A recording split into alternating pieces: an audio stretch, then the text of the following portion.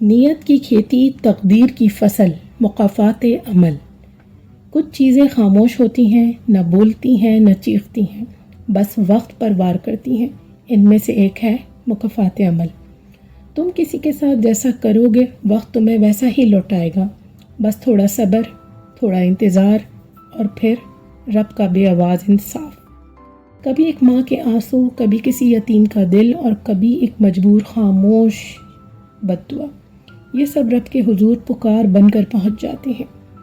یاد رکھو، بد دعائیں بھولتی نہیں، اور نہ ہی وہ رب جو سنتا سب کچھ ہے۔ اس کہانی میں کوئی شور نہیں، نہ عدالت ہے نہ بدلہ، مگر انجام ایسا ہے کہ روح کانپ اٹھے گی، کیونکہ رب جب انصاف کرتا ہے تو نہ ہتھیار بولتا ہے نہ زبان، بس مکافات کی چپ وار کرتی ہے، اور ظالم دھیرے دھیرے جلتا ہے۔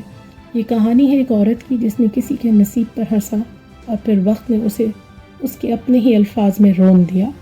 مکافات ایک خاموش مگر مکمل انتقام ہے۔ مکافات ایک خاموش انتقام ہوتا ہے۔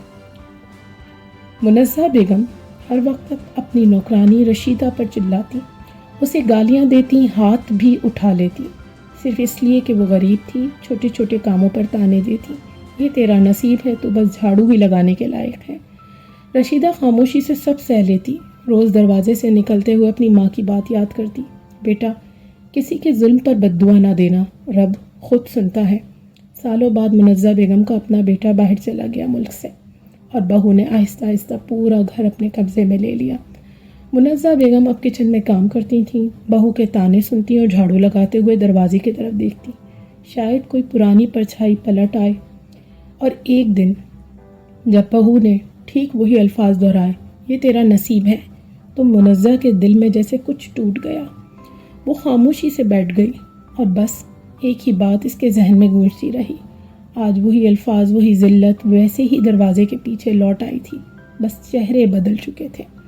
مکافات کا کھیل عجیب ہوتا ہے، جو آج تخت پر ہے کل دہلیز پر نظر آتا ہے۔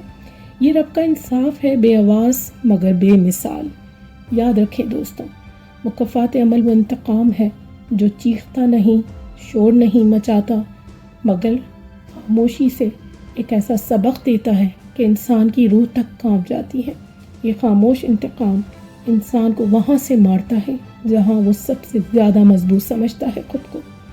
مظلوم کی بد دعا خاموش ہو سکتی ہے مگر بے اثر نہیں۔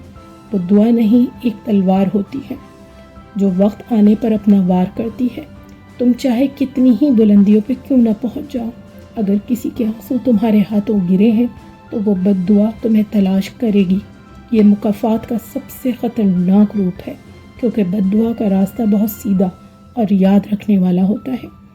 پیارے دوستوں، اگر یہ کہانی پسند آئی ہو اور آپ کا مکافات عمل پہ یقین ہو تو ہمارے channel heart touching story by کوکو کو سبسکرائب کرنا مت بھولیے گا، اور اپنی دعاؤں میں اور اپنی قیمتی رائے سے کمنٹ میں ہمیں ضرور آگاہ کیجیے گا۔ ہماری اسٹوری کو شیئر کیجیے گا۔ ہم سے رابطے میں رہنے کا یہ واحد ذریعہ ہے آپ کے پاس۔ کوکو کو دیجیے اجازت، تب تک کے لیے اللہ حافظ۔